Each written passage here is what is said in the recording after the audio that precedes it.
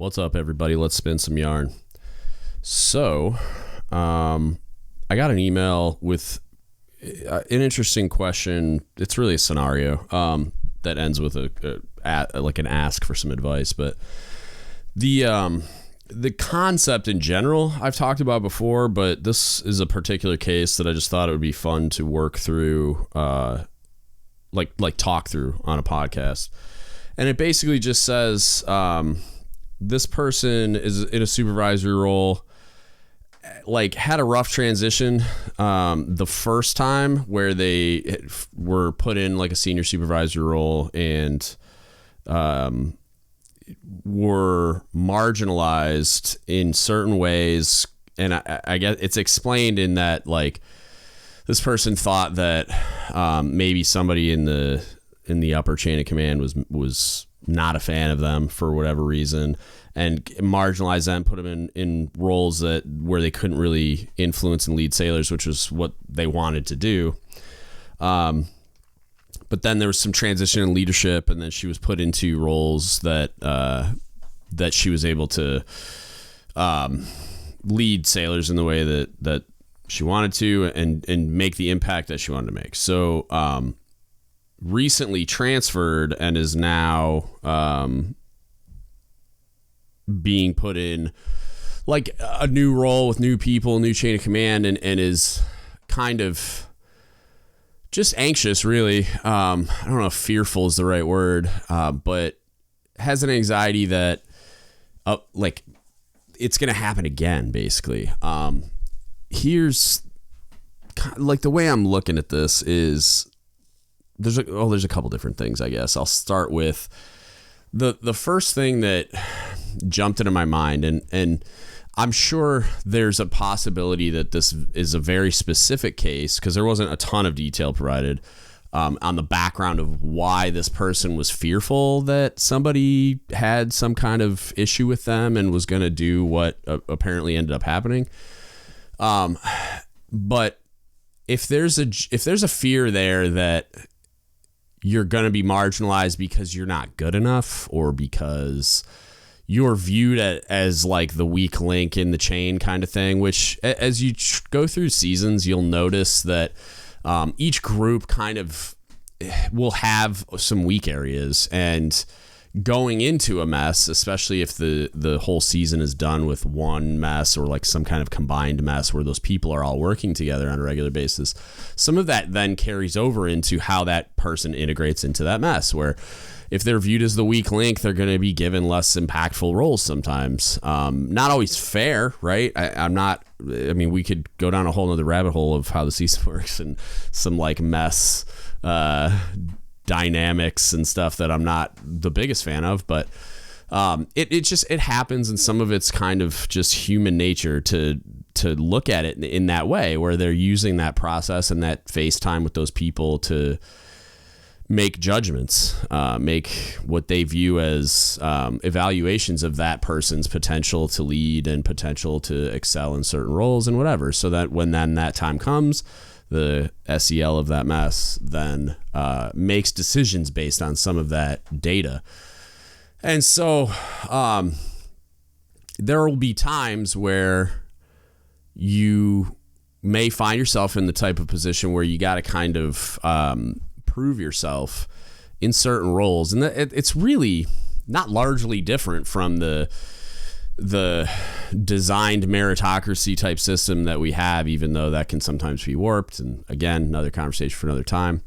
But the idea being that, yeah, I mean, you're in a new role and you may have, for whatever reason, been evaluated as the weak link in a group and then transitioned into a mess, or you were evaluated as a weak link for whatever reason by your incoming CO, and so now like you're within the wardroom, you're being put in this place to do this thing that it's not making the big impact that you want to make. Like, you're not put in a position where you think you deserve to be, or that you think you're going to add the most value to the organization, and you might have to work yourself into the new position.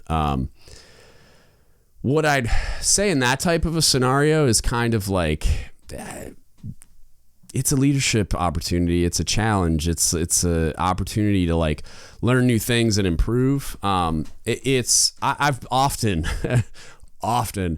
been looked at skeptically when it's time to put people in positions of authority or in new leadership positions or rotate into like important positions that require a lot of trust, whether that's from my commanding officer or CMC or whatever. And it's a lot of that, I think, is based on the ridiculous bias towards cooks not being like intelligent. Again, I don't know how prevalent that is on surface ships. It doesn't seem like it's as prevalent in other communities, but I mean, the meme sites tell me that it exists in the rest of the Navy, but in the submarine force, it's particularly present. And so I found myself in those positions a lot where I had to prove that I wasn't just a cook. You know, I wasn't just the cook chief, and I wasn't dumb because I was a cook, or I wasn't somehow not qualified or like equipped for a certain role, or that I had the capacity to qualify and stand this watch or whatever. So just do it. I started to get to a point where I enjoyed it. Like it was weird because early in my career, I hated it. And then later on, I started to relish the underdog role, and it was kind of just fun to make them like eat their hat effectively. But and then so the second part of this is going into a new command. So now you've experienced this for whatever reason, whether it's a situation I described, or it's because there is some type of unique situation that some type of leader really does have an issue with you and you get marginalized as a result. And then, and then, like I said at the beginning, in describing this scenario, this person told me that new leadership turnover led to that person being put in a new role, or just kind of viewed in a new light. So the person was able to be in a new role, lead a division, and do the things that they wanted to do. So going into a new place, having experienced this in both ways, right, where you've been in the position of being marginalized in that way, and it obviously like affected you, and you hate it because you want to be in a position to influence as many sailors as you can. You want to be in a position to lead sailors and take care of them. That's the job. That's like why we do it, and that's where all of our job satisfaction comes from. So that's where you want to be, and that's what you want to be doing. So going into a new place, there can be an anxiety that it could happen again. However, you've experienced this already. So what I would expect is that any qualified evaluator is going to see that, and you have to be aware of it as the person going into this new environment, like this new command, new leadership. There's a whole bunch of like new dynamics, and you're the new person. They don't know you, so they are evaluating you just like they did during the chief season, or during the first little bit of time that you were at that command in the wardroom or whatever. They're evaluating you. Anytime a new person walks into a shop, like, people immediately start judging them, and fair or unfair, they immediately start getting judged. And then some of that they'll decide isn't true, and some of it they'll decide is true, and all of it they'll decide based on the input you provide and then their own biases, right? Where it's like some of it you're never going to overcome. Like, some people are going to find a reason to not like you just because. And those are the ones that that's just the thing you can't change. But there's a lot that you can based on your inputs. And in this particular case, when we're talking about, and my context is always the mess, so that's kind of what I'm going to use. But the Chiefs mess, if you walk in as the new addition, right, everybody's paying attention and everybody's going to evaluate you in that way. And I'm trying to not use the word judged, even though some people are doing that. Because in reality, you are being judged and evaluated. Like, there are people trying to just impartially evaluate you, and there's other people judging you because you're competing against them in a lot of ways. Even though we're a network and we're a team and blah, blah, blah, it's like you're getting ranked against all those other chiefs. So they're looking at you in that way too. You have a lot of control over how you present yourself. You have a lot of control over how you interact with those people. what I find is that if you go in there and present your authentic self, which can be scary and can involve some vulnerability, but if you go in there and just authentically present yourself as the leader that you want to be, and that, I mean, you presumably are in a lot of ways already, a lot of this is going to take care of itself. Don't go in there scared. Don't go in there just bleeding that anxious energy that you're kind of worried, or even worse, vocalizing constantly that you're worried that you're going to get marginalized and you're going to get put in the corner with a dunce hat on because that's what happened at your last command. Because then they're going to wonder, like, okay, like, what did happen at your last command? Did you deserve to be in the corner with a dunce hat on? So, like, it becomes a self-fulfilling prophecy. Don't do that to yourself. Don't walk in the door and shoot yourself in the foot. Walk in the door and present yourself with that authentic, like, energy of like, hey, this is who I am, this is what I'm about, and talk to those chiefs about those things. Let them see it in your interactions with junior sailors. Let them see it in how you present yourself to those junior sailors, to officers, to the rest of the mess, and in the interactions that you have with them, and the interactions you have with your SEL and all those things. It's like, if you go in there and present yourself as this anxious, like, fearful person that's worried that you're going to end up in that role, then you might end up in some kind of a role. Like, they might marginalize you for that reason. I'm not saying it's fair. I'm not saying I agree with it, but I am saying that they're working on very limited information. And like, if you present yourself in that way, you're going to very likely paint yourself into a corner. But if you go in there and kind of act the part, and I don't even mean act really, because you're presumably, based on the input I got, are a passionate leader that's capable and that really loves this and really is invested in the success of junior sailors. Just go in there and present that.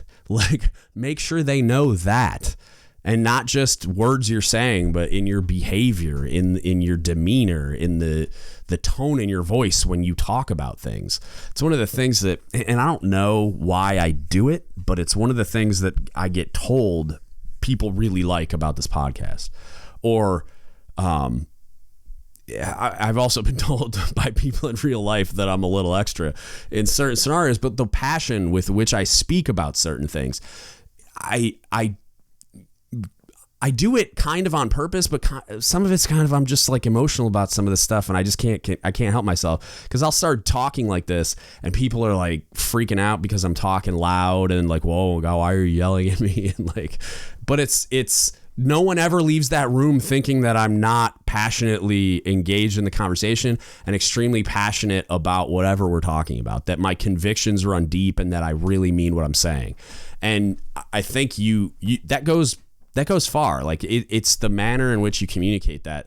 And with that comes authenticity. Like, they know that the emotion coming through in my body language and my facial expressions and the volume and tone in which I'm speaking is authentic. Like, I'm not doing that for show, because you can generally tell the difference. It's usually really easy to tell the difference between somebody that's doing that and it's coming from an authentic place, and somebody that's doing it as like theater, basically. So I would kind of let that go. Like, if you're a more quiet, reserved person, that's okay. You don't have to do it just like me, but you have to let it come across in whatever way is authentic for you, and whatever way is going to communicate to the people that you're speaking with that you're excited about like being in a position to lead sailors, and you're excited about the mission and certain programs that you want to be involved with when you're talking to your command SEL. Like, I really want to be involved in initiation lead stuff, and here's why, and tell them a story. And maybe that's the time to share that story of how you got marginalized, and now then you had a command SEL give you a chance, and it was a huge deal, and it left a big mark. It, like, that kind of stuff, I'm telling you, like, I get excited in my chair when I'm sitting there and somebody's sharing a story like that with me. So I think that a lot of the questions being is like, how do you, as you go into a new command, how do you kind of not fear that that's going to happen again, and not worry that you're going to be judged in that way and marginalized, and not be allowed to be involved in the development of sailors. Largely manning is going to drive a lot of that too. I mean, you really gotta do something significant to get put in a corner where you don't have access to sailors at a lot of commands. Obviously I don't have a depth of understanding of a lot of different communities since I haven't served in them, but I would say it's going to be pretty difficult to get completely separated from the opportunity to lead sailors, even if it's like tangentially. I hate saying that word. I don't even know why I try, but even if it's like you're not their direct leading chief or divo or whatever, but you still have access. You can still be involved. You can still run like the training program, like you're doing Sailor 360 or whatever. Like there's still opportunities for them to access you. Because another piece of this is, I had this cob that would constantly say, you're a chief on the ship all the time. And what he meant was, I'm not the cook chief. I'm a chief on the ship all the time. So like when I'm walking around the submarine, I'm not just the cook chief, and I'm not only walking around processing the inputs in my eyes and ears as only relevant to my role as the leading culinary specialist or as the supply department chief or whatever. I'm processing everything and processing it as relevant to good order and discipline, to like deck plate leadership, like all those things that chiefs are responsible for on the ship, right? So if I'm walking through the engine room, everything's relevant, right? Everything that's being input, like if I see a bunch of nukes like about to beat the crap out of each other, I'm not ignoring that because it's not relevant to my role as a leading culinary specialist. I'm going to deal with that because I'm a chief on the ship all the time. So if you're at a command, right, or on a ship or whatever, in a work center, wherever you happen to be, wherever your feet are planted, you're a chief on the ship all the time, or you're a chief on the deck plate all the time. So whatever you see, whether they're your sailors, whether they're within the skin of your command, whether you're walking through the Navy Exchange and you overhear a conversation and there's leadership opportunity there, you're a chief on the ship all the time. Like, seize that leadership opportunity. And what you will find is that in communicating all this authenticity and creating leadership opportunity by being visible and being present and being accessible, and then when those sailors interact with you, you're helping them in a way that is like genuine and that they're almost shocked by in a lot of, like, you go out of your way to meet their actual needs and listen to them and value their opinions. And what you will find over time is that it, like, you could put me in like an isolated warehouse 10 miles away from where all the sailors are. The sailors will find me, right? They will come find me. I promise, because I've been in not exactly that position, but I've been in positions where it's like I'm isolated in certain ways, but when sailors need leadership, they will find me. Like in the role I'm in right now, in my job right now, I don't have a division. I don't have a department. I'm one of one in the role that I'm in, but sailors on the submarines and sailors all over the Navy find me. My wife was marveling the other day at, like, I'm getting all these phone calls lately, and I don't know if there's something in the air, but like a bunch of sailors just having pretty large personal issues or work issues or whatever. And they're like LSs and sonar techs and just like guys, people that never worked for me that are reaching out to me saying, hey, I need help. And I'm spending hours on the phone with them and or like emailing or reviewing a package they're submitting or whatever. My wife's like, why are they reaching out to you? Like, you're not their chief. And I had to explain it. And like, she kind of was like, oh, that's awesome. Like they value you as a leader to the point that they're going to reach out and to you instead of someone else because they know you're going to help. And I mean, it even struck me when she pointed it out. It's just like, oh, yeah, like it's a little like, it's kind of validating. I'm just like, it's a thing I do. Like, people do it through the podcast all the time. That's why I'm recording this. But I think what you will find is, even if you find yourself in that place for whatever reason, because there's bad leaders out there that might decide they don't like you, and maybe it's because they see in you what they want to be but aren't capable or don't have the courage of becoming that, so they're jealous. And there's like the envy leads to bad decision making. Or maybe I don't know, like you're getting recognized in a way that they want, or they just decide they don't like you and like arbitrarily use their position to make your life difficult. Who knows? There's people like that out there, and a lot of times, depending on the position that you're in, you're not gonna be able to do a ton about that. Unless, I mean, if we get into really toxic abuses of power and stuff like that, it's a different conversation where you're putting in reports and IG and all that stuff. But there just might be somebody that just decides they don't like you and doesn't want to put you in the positions that you want to be in. So you have to like make the best of the leadership opportunity that you do have, and understand that you're a chief on the ship all the time. Like, this is a thing that you can work around. Like, I used to make this comment all the time, because it was part of it was kind of out of exasperation, because I thought I should have been a senior chief earlier, and I was getting frustrated because I wasn't getting promoted. But part of it was also I was still in the roles that like you would think you would need a star for, and I was still doing things that you would think you need a star to for. And so me and my friend we both made senior chief together. We started saying this thing like, hey, I've never needed a star to get anything done, like, and it was kind of like that. Like, I don't need to be the LCPO to lead. I don't need to be the department chief to lead. I don't need to be the command SEL to lead at a command-wide level. I don't need any of those things to be a chief on the ship all the time. And so approach it with that mindset that it doesn't matter where you put me. I'm going to go where leadership is needed, right? So, and I'm not saying that, like, again, you present yourself with that authenticity, you show them who you are and what you're about. Chances are, if you demonstrate that authenticity, they're going to also assess a capacity to lead, and they're going to put you in challenging leadership positions. But if for some reason they don't, okay, I seek leadership opportunity out. I'm a chief on the ship all the time. I'm going to walk around until I find leadership opportunity, and then I'm going to lead. I'm going to fill that need for that sailor until it's not there anymore, and then I'm going to go find another one and another one and another one. And the more you do that, and the more you do that in a manner where you're building rapport with and trust with these sailors, where you're communicating authenticity, where you're showing them that you genuinely care about them, they're going to find you.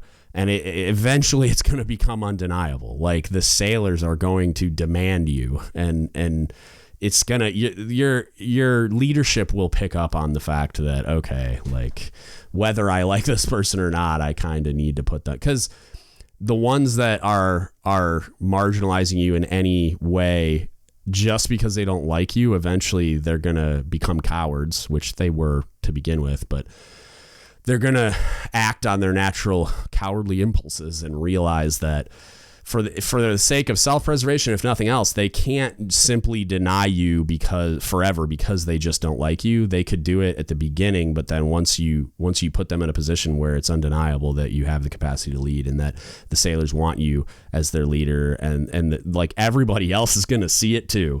And in your interactions with the upper chain of command, the CO and everything else, it's like, eventually that's that leader. Let's say it's the command SEL. They're going to have to answer questions about why you're ranking low, about why you're not in those leadership positions, about why that you're being marginalized. So again, I don't think your fear is irrational, but I also don't think it's something you need to worry about. If you go in and just present yourself as the leader that you seem to be, that I think you already know you are in a lot of ways, because you got to validate it by being treated properly by your second SEL that put you in the right positions and gave you the opportunity to lead. And I think that you can demonstrate that in a lot of different ways. Walk in the room with that energy that you're here to lead sailors. Like, you're here to do what chiefs do. You're here to be put in the most challenging leadership positions because you have the capacity to meet those sailors' needs, right? Also, go around the command and around the ship and around the whatever and find the leadership opportunity wherever it is, and just lead. And it doesn't matter where they put you. I don't care if you like walk in and they're like, you're the broom closet LCPO. Okay, I'm going to lead the crap out of that broom closet, and every sailor that comes in there is going to interact with me, and there's leadership opportunity in those moments. And then what you'll then find is a month down the road, there's going to be a line of 20 sailors at the freaking broom closet, and everyone's going to wonder why. And like it's going to become undeniable that you have the capacity and the ability. So why aren't you in leadership positions? And then you'll find yourself there no matter what, which is why I think that fear is misplaced. I don't think you have anything to worry about, but don't paint yourself in that corner on purpose, because if you effectively ask for it, they'll give it to you. So don't go in there just constantly talking about it, constantly saying like, I have this fear of being marginalized, because people are naturally going to think to themselves, well, why? Like, why do you know what I mean? And think that maybe there's something there, like maybe there's a reason her last command put her as the broom closet chief. So don't go in there like asking for it. However, even if you did, like, okay, whoops. So now you find yourself in this challenging position, and then it's an opportunity to learn. It's an opportunity to grow. It's an opportunity to lead your way out of it. I don't think there's a bad spot to end up in if you're wearing anchors to work.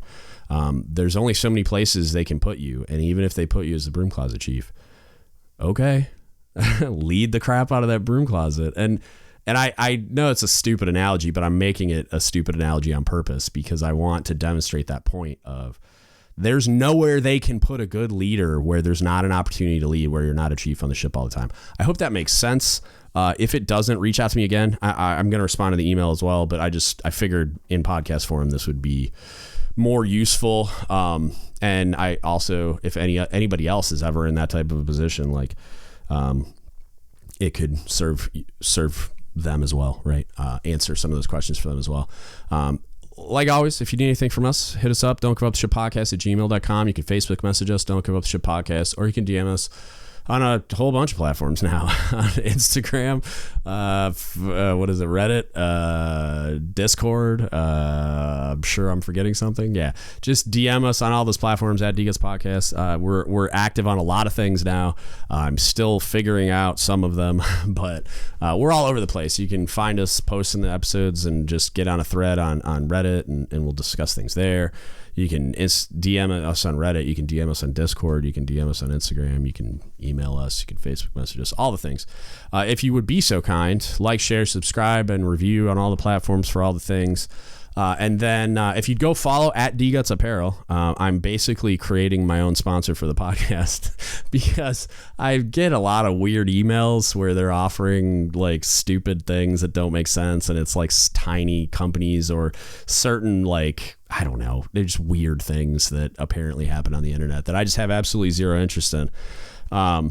And so I just wanted to, as I transition into retirement, find ways to monetize the platform that don't ever take away from the podcast obviously being a free resource for everybody. I don't want it to be filled with commercials. I don't want it to seem like it's losing any of its authenticity at all. I don't want to take away from its ability to help anybody that needs it by trying to do that. So that one of the ideas was just kind of create a whole different thing, and inspired by the awesome human beings at 15 Fathoms and Test Depth, I got the idea to do clothing. So if you go follow at DGUTS Apparel or Don't Give Up the Ship Apparel on Facebook, you can kind of see what I'm talking about, and the site will launch probably within days of this podcast dropping. I'm waiting on one last order of samples so I can finish QAing the products, and then the site will go up, dgutsapparel.com, and you can buy cool Pride and Heritage gear that you'll actually wear in public. That was my first promo. I hope you guys liked it. I think you'll enjoy it. I've shown a lot of people, and I obviously the Instagram account and stuff like that, and seems like it's getting a pretty good response just based on the little previews already. So if you can support us there, I would really appreciate it. And that's it. That's what I got for you today. Thank you so much for listening, and don't give up the ship.